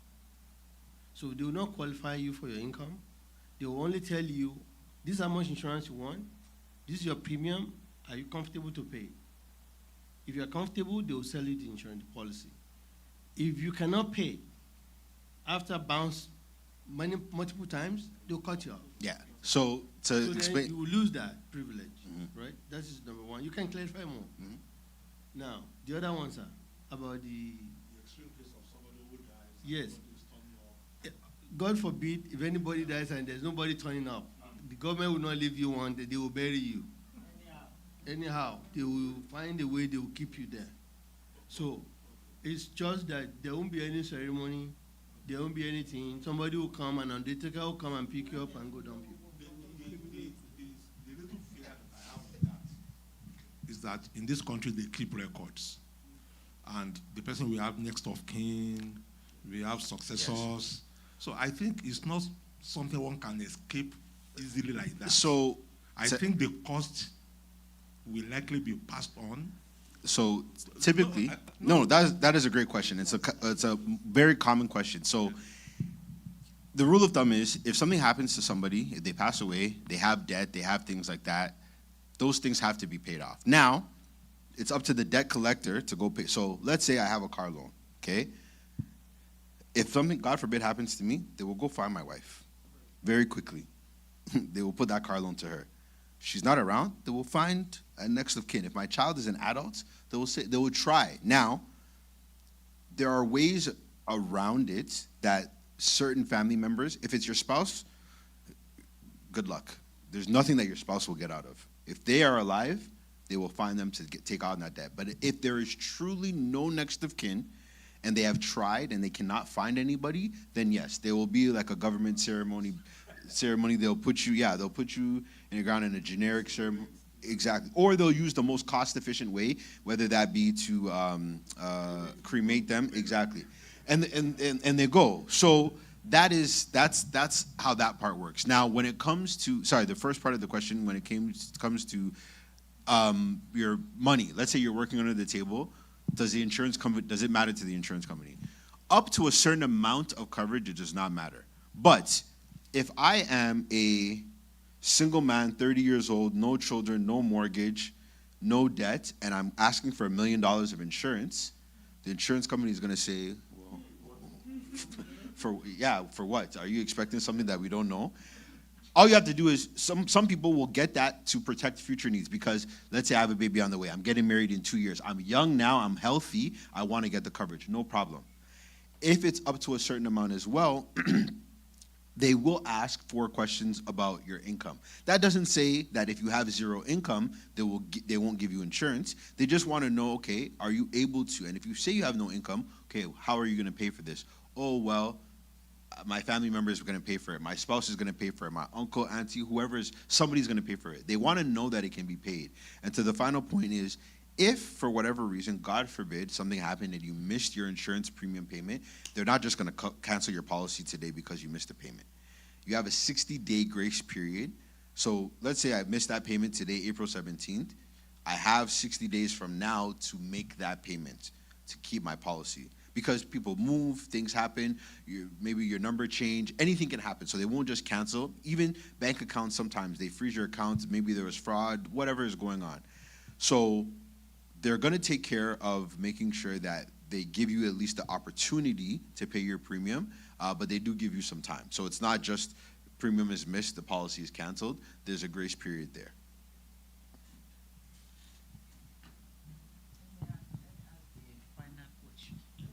Thank you.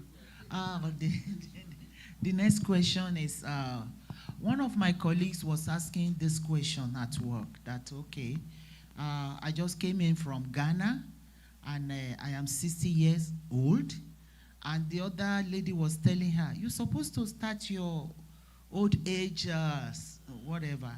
So what is your advice now to that lady? Can she just start taking her old age security? Because she just came and she was like 61-year-old, and the other lady was advising, just start collecting it. Canada will be paying you. So what's your own advice? Unfortunately for that person, unfortunately they will not be eligible for the OAS, and also for the Canada pension plan, they will not be eligible, especially if they are in the same, if they arrive this year and they want to apply this year, they will not be eligible for it. OAS, the rules is you have to be in Canada for at least 10 years when you turn 18. So they will not be eligible. Yeah, 10 years. Now that's 10 years from 18 until you start to collect. So any 10-year period from your 18. So it could be 40 to 60. It could be 50 to 60. It could be 20 to whatever. But as long as you have at least 10 years in Canada, Okay. at some point.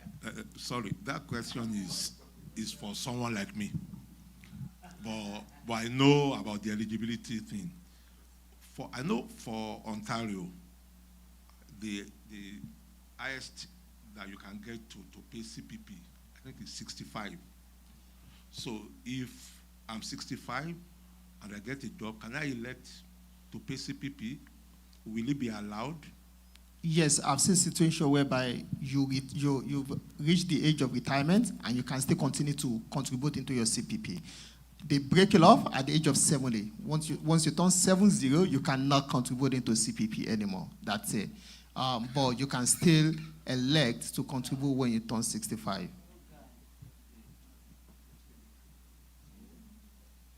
Any other questions from the young people? Oh, lovely.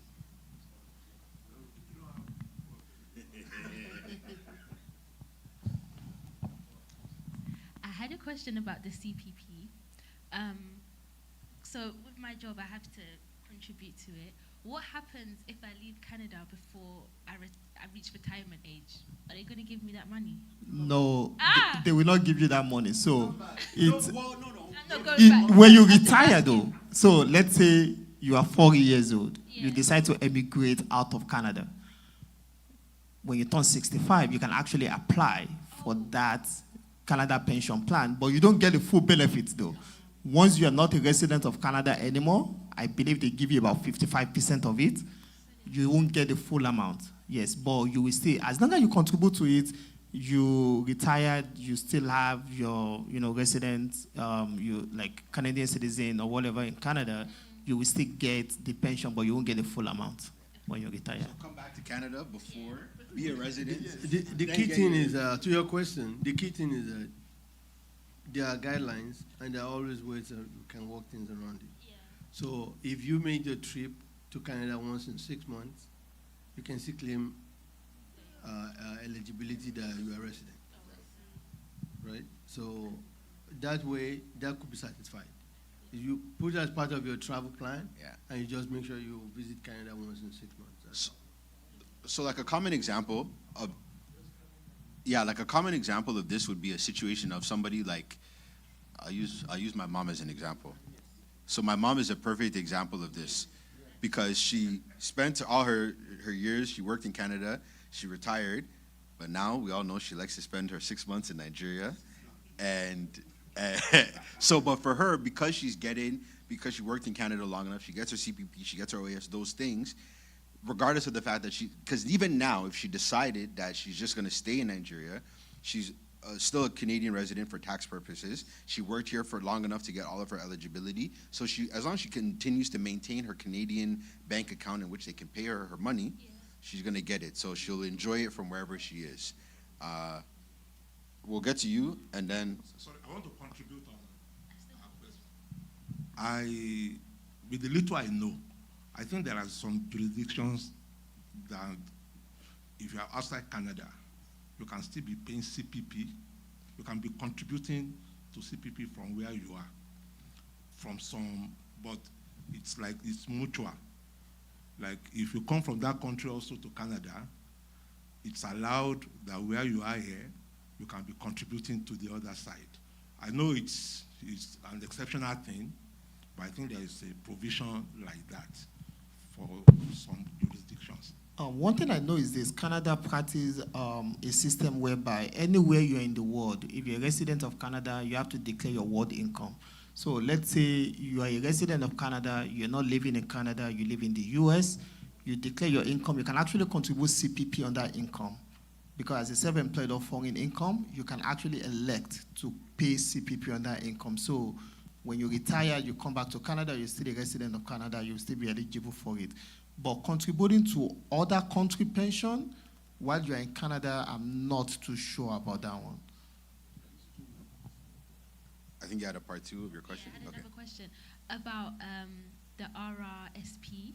How do you contribute to that? Is that something you do through your workplace, or is it from your bank provider? You can do both. So some workplaces have an RRSP through their work where you can contribute to your RRSP, where sometimes they'll match it, other times they'll just hold the money for you.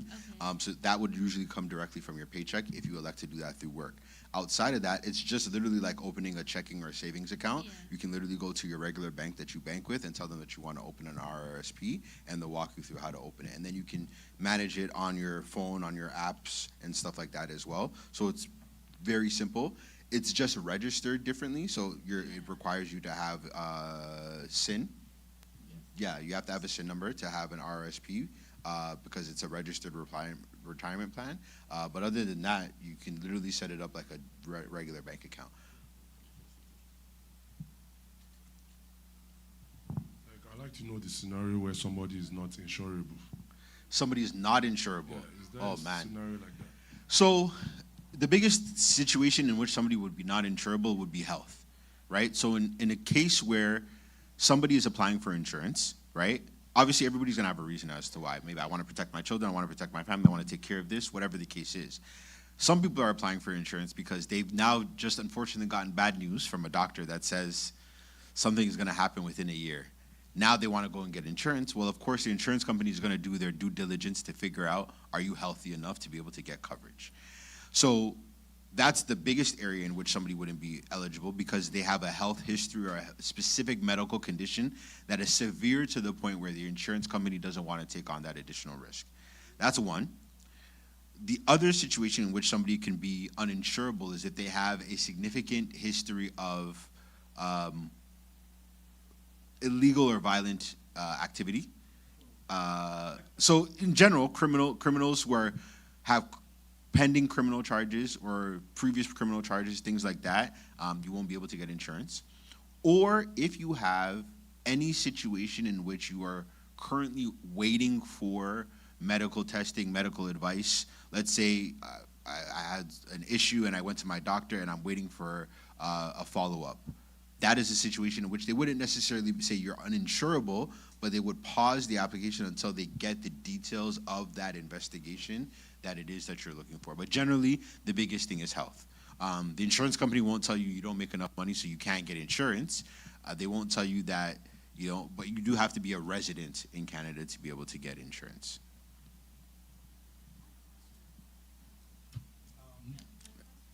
She was first. She was first. I just act to like to have.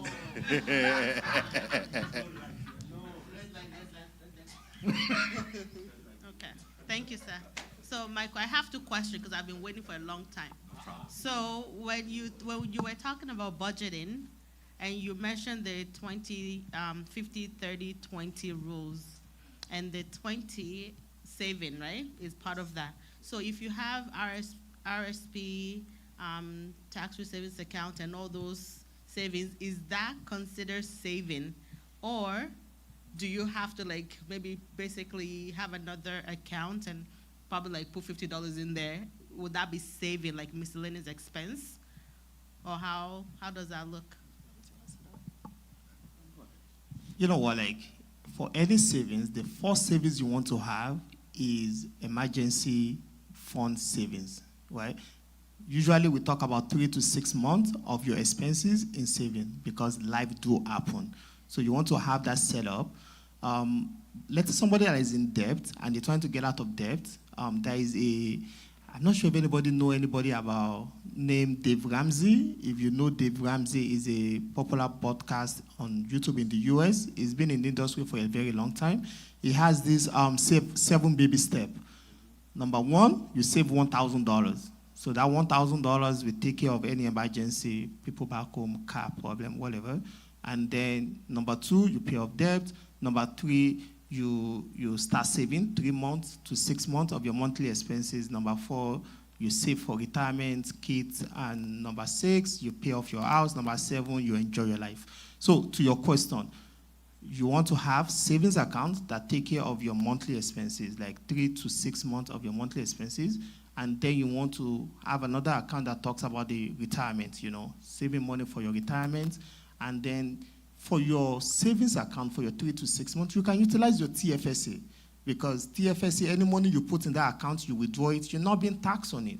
And it also gives you the opportunity to actually grow that money faster compared to any other savings account that the bank have. You give them $10,000, at the end of the year, they give you $50 as interest. So you can utilize the TFSA and also have the RSP for your retirement within that 20% bracket. Okay, thank you. And sorry, I was just also going to add to that. You can have multiple different savings accounts sometimes that have different purposes. One is an emergency savings, one is a vacation savings, one is a long-term investment, one is retirement. Diversify it however you want. Sometimes keeping it in different places helps people. So the biggest thing is just to make sure that you have, label those accounts accordingly, and then like that 20% of, let's say, savings investing, maybe 5% of is going to one area, 5 to another, 10 to another, right? So it's just a matter of organizing it that way. Okay. The question that she's asked, the daily question, is that how does my $100 a month grow from a 20 to become $210,000 in savings account? Right? That's not what I'm asking, sir. I was just asking that is when we talk about saving, the saving part of the budgeting, if you're talking about saving, the saving is the 20%, my tax-free savings account, my RRSP, that is all savings, right? Yes. It's not like I need to go and have a different savings account On top of all that. No, that 20%, so let's say that 20% is $500. Every month, $500, you're going to save it in different ways, but that's your saving amount. That's my savings. Exactly. Okay. That's the question I was asking. Thank you. Okay. One more question. So for the RRS, insurance part of it, for the children. So I had the idea that, when children are still small, definitely their payments will be lower than an adult like us. Yeah. So does it make sense to have a policy for the children like not a term, like the long one, life, Yeah. right? Yeah. Like the life one. So eventually, even though it's life, if you have that life insurance for your children now when they're still small, eventually the children can take over that policy, make the payment themselves. Maybe when they're small, you're probably making payments of $100 or $80 depending on what the premium is, right? Exactly. And they can carry it on themselves after. And Yes. So with insurance, so term insurance is only available for adults. You cannot get term insurance on children because term insurance is for those expenses that eventually will take care of themselves, right? Whereas children don't have any of those. We have those as adults because my mortgage eventually will take care of itself. Eventually, I won't have to take care of my kids. Eventually, all those things will happen. Whereas permanent insurance, which is the one that's available for adults and children, is because it's an investment component. That investment component gives you the tool and the ability to now have it for the child. So let's say you're paying that policy. It's a 20-year payment, not a 20-year term. It's a 20-year payment. The policy is permanent. So let's say I'm paying from when my child is 1 until my child is 21. When my child is 21, I no longer pay premiums anymore because I've completed the premiums, but my child still has that coverage for life, okay? I can choose, let's say, to take the cash and then give them the policy so that now the cash is mine because I invested it, and the policy, the death benefit is there so that, God forbid something happens to them, their children now have a benefit. Or I could say, okay, the cash is all yours as well. I've paid up the policy. You just hold on to it. Some people will also do the opposite. Maybe they got it when their children were older, right? Let's say the child was 14, and it's still supposed to be paid up until they're 34. The parent may say, hey, you're 25 now. You live on your own. You have your own job. I'm going to transfer this over to you. For the next 9 years, you're going to finish making these payments. So that is definitely something that a lot of people do. What is that called again? What? The policy. So that's called, it's called a whole life policy. Whole life. So there's whole life or a universal life. Okay. The two are very similar in that they both are insurances with an investment. The difference between the two is a universal life, you are choosing what your investment is. So whether that's aggressive, conservative, balanced, you choose that investment. But as a result of choosing that investment, the cash value will fluctuate based on that investment. So you could lose, you could gain. Whereas whole life insurance, you do not choose the investment. The insurance company is choosing how that money is going to be invested. As a result, the cash value is guaranteed. So if they say year 5 you're going to have $5,000, it's contractually obligated for them to give you $5,000. So that means they have an incentive to make sure that they are making enough money to be able to give that to you. Whereas with the universal life policy, they can say you might have $5,000, but if your investment doesn't work out well, you could only have $2,000 at that 5-year point. Or your investment could have done great and you can have $10,000.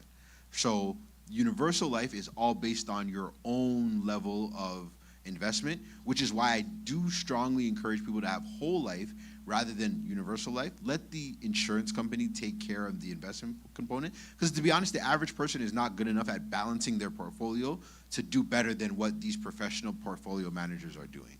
Okay, thank you. One more last question.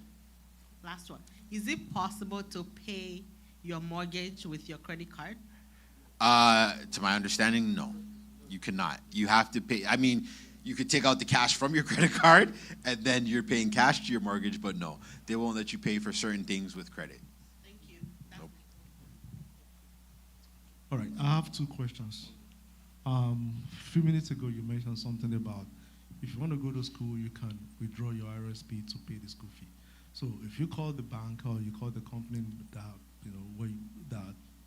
that has your RSP with them, so are you going to let them know that, okay, I'd like to go to school. The purpose of withdrawing this money is because I'm going to school?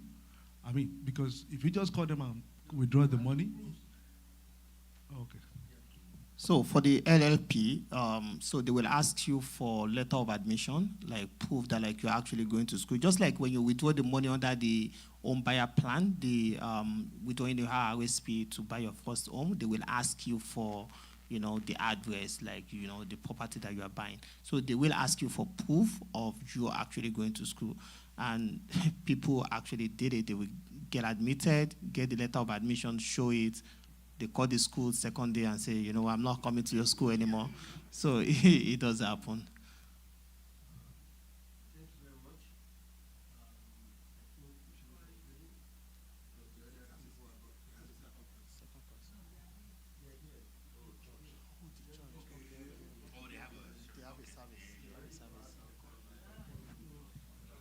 So, all right, thank you guys very much for your time. We really appreciate it. Thank you.